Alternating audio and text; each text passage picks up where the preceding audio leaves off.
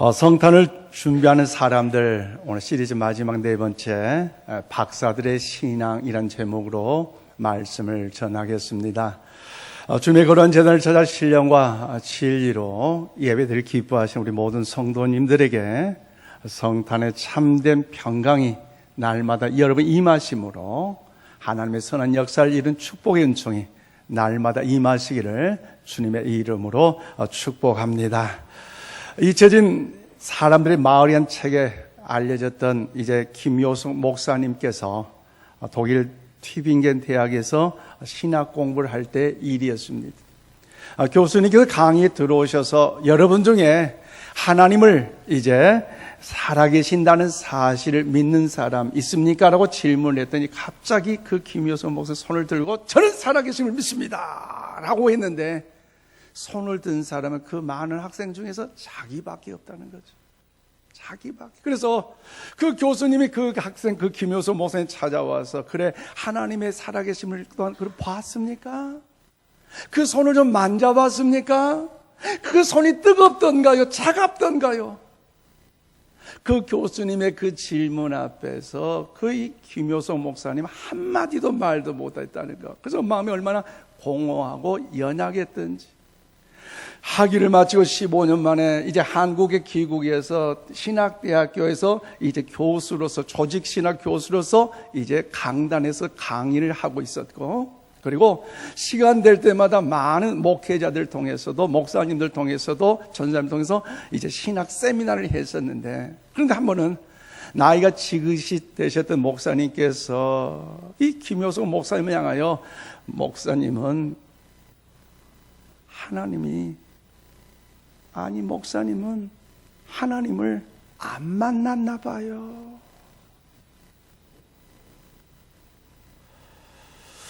독일에서 그 말을 교수님과 나눌 때 하나님 살아계심을 믿는 사람은 손을 들고 자신 있게 대답했는데 그 나이가 지긋하신 그 목사님의 그 말을 듣고 나니까 한마디도 말을 못했어요. 왜?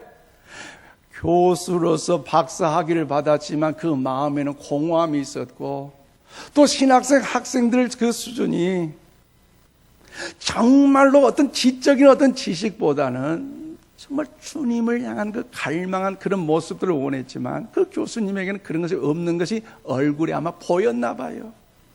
그때 그 교수님, 이 김효숙 교수님은요, 그 나이 드신 그 목사님 그냥 어떤 항변도 하지 않고 이렇게 대답합니다. 그러면 목사님, 어떻게 해야 하나님을 만날 수 있습니까? 라고 질문을 할 때에 그 목사님 하신 말씀이 뭐냐?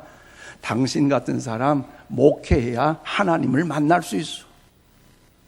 야, 목회하면 하나님 만날 수 있대요. 그래서 그러면 저 목회 길을 좀 열어주실래요? 이야기했더니 나이 지긋하신 그 목사님께서 그럼 내가 소개하리라고 소개를 하는 곳이 어디냐? 전라도에 있는 한센스 마을을 소개했어요. 여러분 한센스병 아시죠? 옛날에 나병, 문둥병이라잖아요. 그 문둥병이 걸리면 여러분 가족과 함께 여러분 이별을 해야 되고 친척 친구들과 이별해야 되고 홀로 살아야 된다는 거. 그 병으로 인하여 살이 썩어 뭉그러지고 심지어 뼈가 보이는 그런 상처 있는 그 마을에 이 목사님이 가야 된다는 거. 안정된 신학대학교 교수님이셨는데 그 결정을 내린다는 쉽지 않았지만 그럼에도 불구하고 하나님을 만나고 싶어하는 그 갈망한 그 마음을 갖고 이제 그 모든 교수직을 내려놓고 토요일 600km나 떨어진 그곳을 향하여 버스를 타고 이동을 했습니다. 독일에서 학위를 받았고 귀국하여 신학대학교에서 시간 강사단 조직신학 정교수였고 잘 근무했는데 안정된 직장을 내려놓고 한센스 병에 있는 그 환자들 그 마을로 간다는 것은요 큰 문제가 아닐 수 없다는 거죠. 그렇기 때문에 사랑하는 여러분, 어려움이 확실되는 일에 목숨을 걸 사람이 과연 몇 사람이나 된다고 여러분은 생각하십니까? 여러분 같으면 세상적으로 볼 때에 그 육체적으로 고통과 고난과 눈물과 아픔이 있는 그 현장 속에 뼈만 항상 있는 그분들을 향하여서 그 위험하고 어리석은 일을 감당한다는 것 세상적으로 여러분 가능하겠습니까? 모든 사람들이, 가족들이 말렸을 것입니다. 말도 안 된다. 그런 무모한 짓 하지 마라. 더 큰 소리가 들립니다. 이것은 절대 안 돼. 오랫도록 교수로서 강단에서 신학생을 가르치고 신학생들 양육가 참된 목사로서 키우면 되지. 도대체 무슨 영웅심을 가지고 말이야. 그거대 가냐고. 정신 똑바로 차리라고. 이런 말들이 들려오는데 이 김효석 교수님 그 마음에는요 근심할 수밖에 없었다는 거죠. 그런데 오늘 본문에도 이 김효석 목사님 같이 어떤 문제에 봉착한 사람들을 이야기를 소개하고 있습니다. 그분들 누굽니까? 그들은 별을 연구하는 동방의 박사들입니다. 특별히 그들은 동방의 박사들로서 메시아를 오랫동안 기다려왔습니다. 그래서 그는 멀리 동방에서부터 산을 넘고 강을 건너서 얼마나 그 먼 곳 향하여 예루살렘을 찾아와서 아기 예수님의 탄생하신 그 자리에 도착했고, 그리고 마리아와 요셉과 함께 더불어 계셨던 아기 예수님께 경배했다는 것이 오늘 본문의 말씀의 내용이라는 거죠. 그렇다면 사랑하는 여러분, 2000년 전 첫 번째 성탄절을 맞는 이 자리에 별을 연구하는 동방의 박사들이 무엇 때문에 교통도 좋지 않고 더불어 그때 그렇게 먼 길을 찾아올 수만 있었을까요? 왜 그랬을까요? 성탄을 준비하는 마지막 시리즈 오늘 네 번째 이 시간을 통하여서 우리가 그 진리를 깨닫고 우리 또한 이 박사들의 신앙처럼 주님의 역사하심을 나타내는 우리 모두가 다 될 수 있기를 원합니다. 자, 저는 오늘 2절과 11절 말씀 보니까 온 인류의 구세주로 오신 예수 그리스도를 경배하였다는 겁니다. 이 동방의 박사들, 온 인류의 메시아로서, 구세주로서, 구원자로 오신 예수 그리스도를 경배하는 신앙이라는 겁니다. 오늘 2절입니다. 유대인의 왕으로 나신 이가 어디 계시냐? 우리가 동방에서 그의 별을 보고 그에게 경배하러 왔노라고 성경은 분명하게 말씀하고 있습니다. 그렇습니다. 그들은 오기 전에 동방에서 큰 별을 보았습니다. 그 별은요, 암흑과 무지와 공포와 불안 속에서 신음하고 있던 사람들을 죄에서 해방시키고 그들에게 영원한 자유와 참 생명을 주시기 위해서 오신 그리스도의 탄생을 나타내는 별이었습니다. 그 별은 바로 메시아, 온 인류의 구세주로 오신 예수 그리스도의 탄생을 알리는 하나님의 계시였다는 것이죠. 그러므로 동방의 박사들이 아기 예수님을 찾아온 그 이유가 뭡니까? 온 인류의 구원자로 오신 그 메시아, 그 예수 그리스도께 경배하고자 저들이 먼 길을 찾아왔다는 것. 그래서 오늘 보면 11절에도 이렇게 말씀하잖아요. 집에 들어가 아기와 그의 어머니 마리아가 함께 있는 것을 보고 엎드려 아기께 경배하고 그렇습니다. 그들이 동방에서부터 먼 길을 찾아온 이유는 단 한 가지인데 그 이유가 뭐라고요? 메시아로 오신 그 예수 그리스도, 온 인류를 살리시고자 오셨던 예수 그리스도, 아기 예수 그리스도께 경배하러 왔다고 말씀하고 있습니다. 그러므로 성탄절을 맞이하면서 주님 오심을 축하하고 있는 우리가 이 박사들을 통하여 깨닫는 그 진리, 올바른 신앙의 가치관이 무엇입니까? 우리는 바로 오직 예수님께만 진정한 경배를 드려야 할 줄로 믿습니다. 오직 예수 그리스도. 우리의 경배의 대상은요, 기쁠 때도 행복할 때도 예수 그리스도. 어려움과 고난과 눈물의 시련이 온다 할지라도 그 주님이 우리의 소망이 되시고 그 주님이 우리의 능력이 되시기 때문에 오직 예수 그리스도만이 우리의 경배의 대상이 된 줄로 믿습니다. 그러므로 사랑하는 여러분, 하나님의 말씀을 보면요, 여러 곳에서 메시아의 탄생을 통해 예언한 말씀이 많이 있는데요, 오늘 이 아침 우리 함께 구약 성경 민수기 24장 17절 말씀을 다 함께 받들이겠습니다. 시작. 한 별이 야곱에게서 나오며 한 규가 이스라엘에게서 일어나서 모압을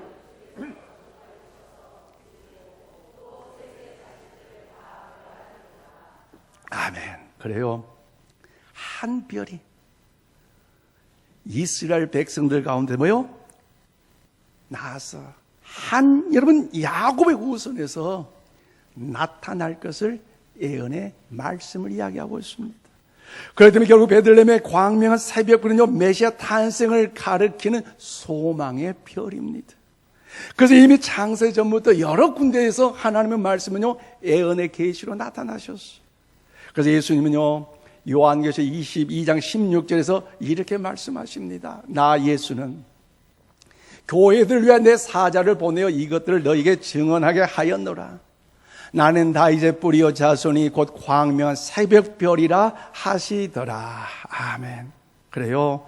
예수님요, 광명한 새벽별로 이 땅에 오셨다는 것을 성경은 말씀하고 있습니다. 그러면 동방의 박사들이 그 먼 길 찾아가서 아기 예수님께 경배하고 그토록 귀중 보배합을 열어 예물 드린 것은 다른 이유가 아니라 그들은요, 광명한 새벽별에서 인류의 영원한 희망을 발견했기 때문임을 우리는 알 수가 있다는 것이죠. 진실로 예수님만이 우리 모두의 희망이시고 그 예수님만이 우리의 구원자이시기에 저들은 그 예수님께 경배를 할 줄 알고 경배를 드렸다는 것을 오늘 성경을 통하여 우리에게 말씀하고 있습니다. 그런데 사랑하는 여러분, 참 안타깝고 놀라운 것은 무엇입니까? 이미 창세 전부터 예언된 그 메시아. 뭐예요? 창세기 3장 15절 여자의 후손으로서 이 메시아가 올 것이라고 예언된 그 메시아. 그럼에도 불구하고 수천 년이 지나고 두고두고 예언된 그 메시아인데도 불구하고 이 메시아의 탄생을 정작 여러분 이스라엘 백성들은요 몰랐다는 것이죠. 그래서 동방의 박사들이 와서 유대인의 왕으로 나실 리가 어디 있냐고 물어볼 때 저는 어떻게 합니까? 소동했다고 성경은 말씀하고 있잖아요. 이미 수천 년 전에 예언된 그 말씀, 그렇게 말씀, 여러분이 그 예시의 말씀입니다.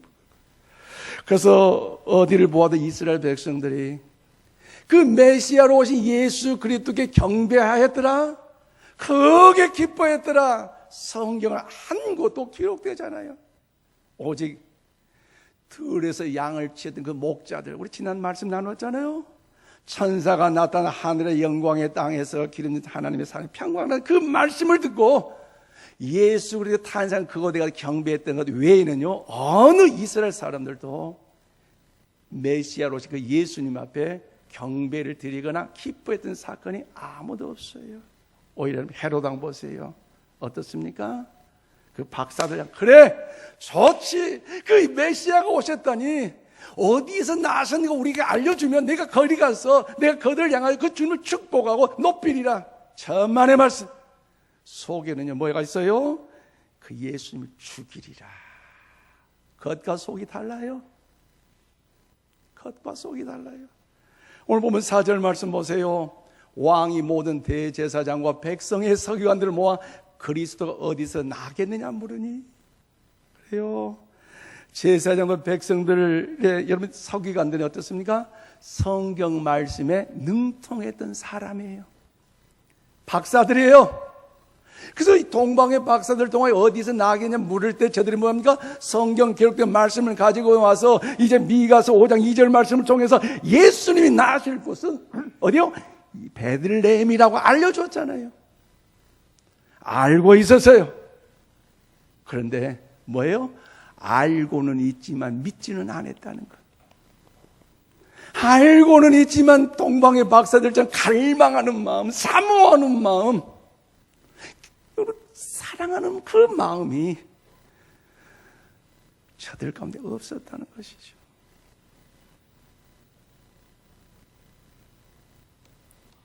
그렇게 관심도 없고요.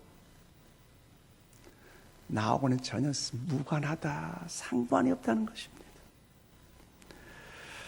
사랑하는 여러분, 저는 오늘 그들의 모습 속에서 현재를 살아가는 오늘 우리들의 모습은 과연 이와 같지는 않는가? 뭔가 좀 생각해 볼 필요가 있지 않겠습니까? 겉으로는 주님을 향하여 경배한다고 말하지만 속으로는 주님을 배척하고 오히려 우리의 이기심을 따라서 어때요? 물질을 더 경배하고 명예를 더 추종하고 이 세상의 향락적인 것들만 향하여서 나아가는 오늘 현실에 오늘 이런 연약한 것이 우리들이 없는가? 그 예수님이 오셨다면도 불구하고 경배할 줄도 모르고 환영할 줄도 모르고 기뻐할 줄도 모르고 감격과 감동이 없진 않는가? 왜요?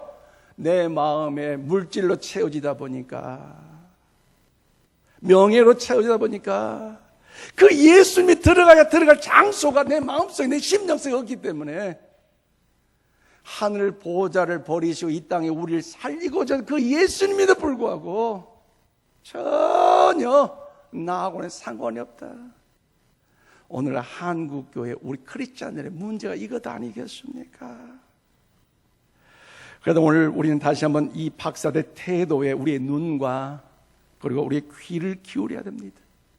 저들은 그대로 멀고 먼 곳을 향하여 이제 건너와서 아기 예수님을 찾았고 경배했던 그 단 한 가지 그 기록의 목적이 무엇입니까? 온 인류를 구원하고자 오셨던 메시아이심을 알았기에 경배할 줄 알았다는 것. 그런데 경배의 대상이 누구예요? 예수 그리스도예요. 여러분, 예수님이 태어나신 곳에 누가 있었어요? 요셉도 마리아도 있었고 아기 예수도 있어요. 오늘 성경에 보니까 그런데 우리 인류 삶에 여러분 더욱더 가치가 뭡니까? 어른과 아이들이 있다면 당연히 인사할 때 누구부터 인사합니까? 어른에게 인사하는 것이 예의예요. 그런데 오늘 성경에 보니까 육신적으로는 마리아와 요셉이 더 높이 할 수 있지만 그러나 영적인 뭐예요?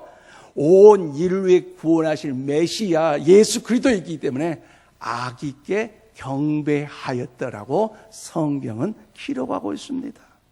그럼 여러분, 이런 그들의 행위가 우리에게 가르쳐 주는 것이 무엇입니까? 우리가 진정 경배할 분은요 오직 예수 그리스도, 온 인류를 구원하여 오신 그 오직 예수 그리스도밖에 여러분 우리의 경배의 대상이 되시기를 바랍니다. 그러므로 사는 여러분, 2019년 성탄절을 맞이해서 다시 한번 우리가 어떤 태도로 예수님을 맞이할 것인가, 우리 한번 다시 한번 생각해 보십시오. 오직 예수 그리스도, 온 인류를 구원하고자 오신 그 예수 그리스도 한 분만이 우리의 진정으로 경배의 대상이고 진정으로 섬겨야 할 구원자, 우리의 메시아인 줄로 믿습니다. 더 나아가 두 번째, 온 인류의 구세주 예수 그리스도께 어디요? 보배압을 열어서 드림으로 축하하였다는 것입니다. 이 동방의 박사들, 온 인류를 구원하신 예수님께 경배하며 또 축하드렸다는 거. 오늘 11절 말씀 보십시오. 집에 들어가 아기와 그의 어머니 마리아가 함께 있는 것을 보고 엎드려 아기께 경배하고 보배압을 열어 황금과 유향과 몰약을 예물로 드리니라고 성경은 말씀하고 있습니다. 그렇습니다. 그는 아기 예수님께 나와서 경배를 하고 그리고 보배압을 열어서 황금과 유향과 몰약을 아기 예수님께 드림으로 예수님의 이 땅에 오심을 축하드렸습니다. 그런데 그동안 수많은 성경학자들이 이 예물을 의미하는 것에 대해서 많이 연구를 했는데 연구 결과가 무엇이냐? 바로 대부분의 학자들이 이 예물에 대하여 이런 영적인 해석을 하고 있는데요. 화면을 보세요. 먼저 박사들이 황금 뭡니까? 예로부터 임금에게 드는 예물이기 때문에 예수 그리스도가 왕 되심을 상징하고 있다는 거죠.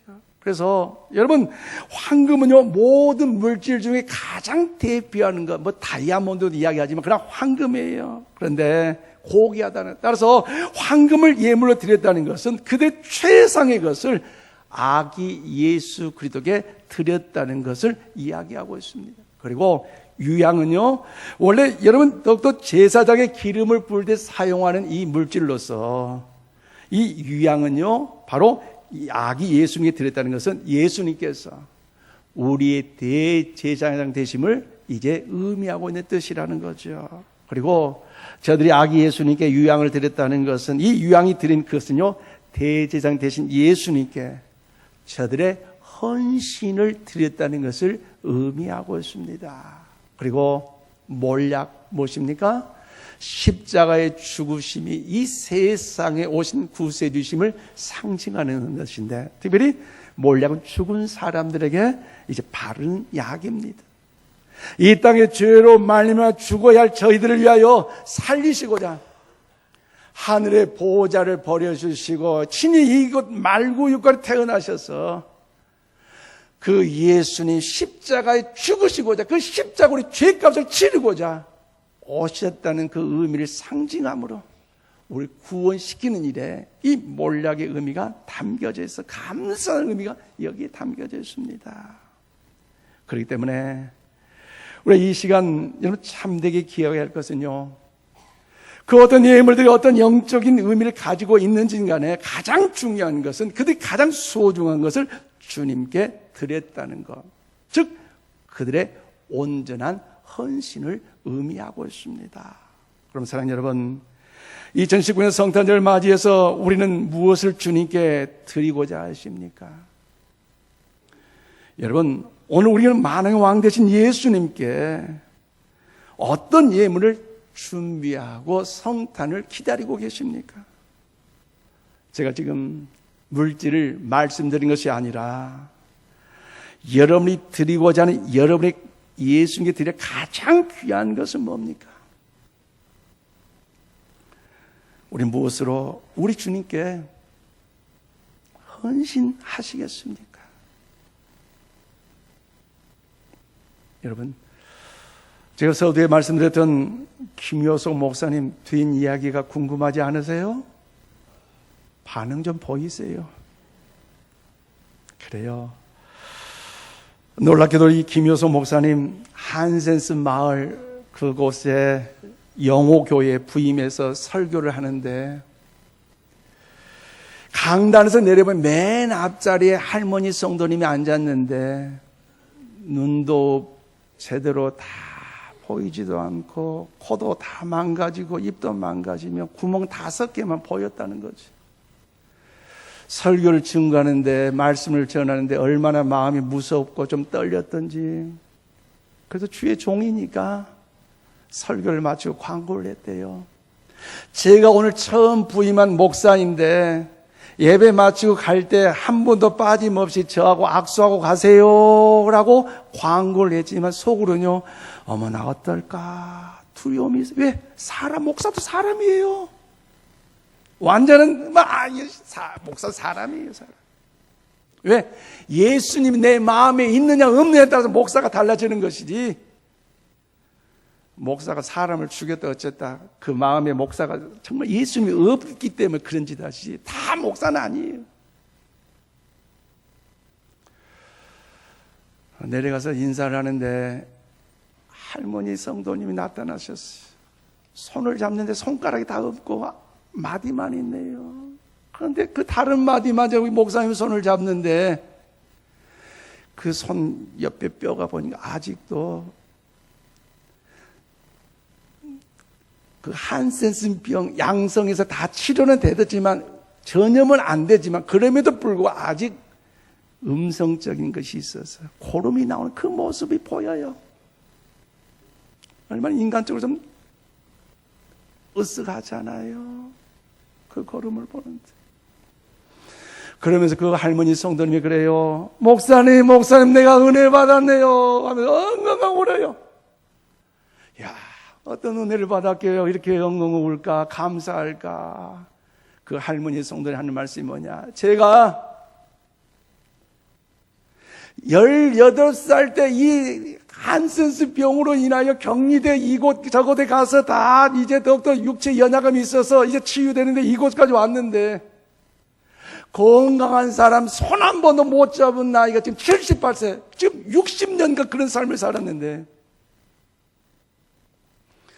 목사님의 설교에 은혜 받는다는 그 말씀에 목사님 건강한 사람의 손을 지금 60년 만에 처음 잡아보니까 그게 나에게 정말 은혜가 되고 감동되고 기쁨이 되다는 거죠. 그런데 그 할머니, 그 성도님의 그 모습을 통해, 그 고백을 통해 이 목사님의 위로를 받았어요.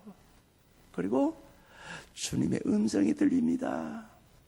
이야, 그 할머니 손이 바로 나의 손이다. 이야, 너의 손도 바로 나의 손이다. 그 주님의 음성을 듣고 나니까요, 얼마나 위로가 되고 마음에 용기가 되고 격려가 되는지. 과거 독일에서 하나님 본 사람 손들어 하나님 얼굴 봤어요?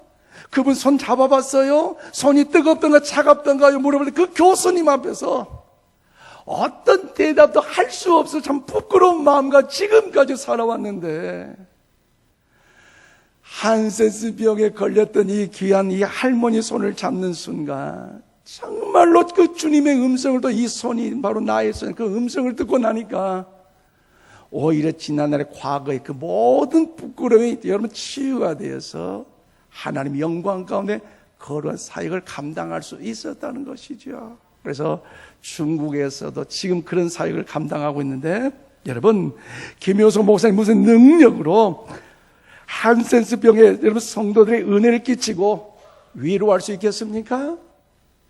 그는 스스로도 하나님에 대한 확신도 없는 목사였어요. 그러나 목사는 직분 때문에 한센스 병의 성도들의 사랑으로 돌봐주고 손을 잡다 보니까 주님께서 그 김효성 목사님을 통해서 역사하신 줄로 믿습니다. 말씀을 맺습니다. 사랑하는 여러분, 그럼 이제 우리가 해야 할 일은 무엇이겠습니까? 우리는 어떻게 이 복된 성탄절에 우리 주님의 오심을 여러분을 맞이하겠습니까? 그래서 바로 오늘 저와 여러분이 오늘의 동방 박사들이 되어야 하지 않겠습니까? 저와 여러분이 수천 년 전에 첫 번째 성탄을 축하한 그 동방 박사들처럼 제4, 제5, 제6, 제7 동방의 박사들이 되셨어.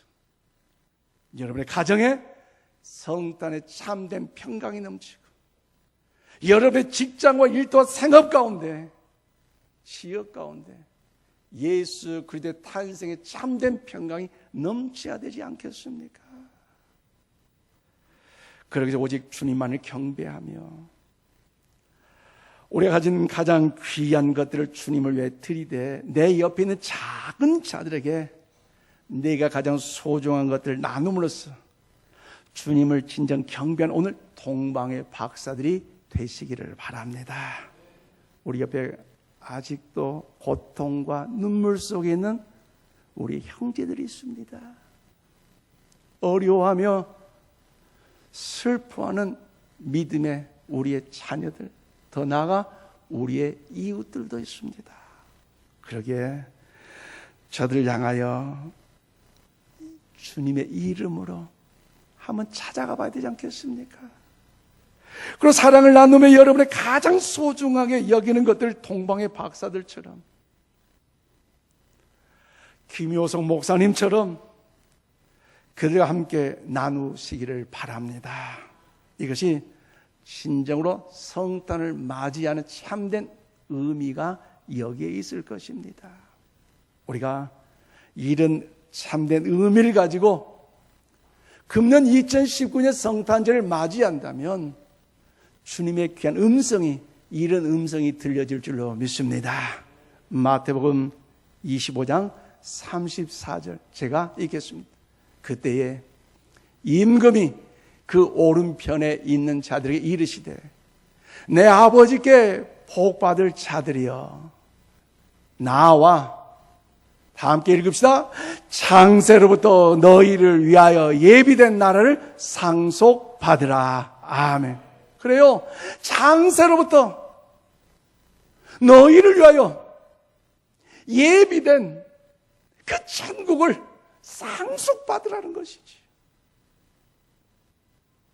그럼 그러면 이번 성탄절 동방의 박사들처럼 이런 음성을 듣기를, 더 나아가 주님의 음성을 듣는 우리 모두가 되길 주의 이름으로 축원드립니다. 기도하십시다. 그러신 아버지 하나님,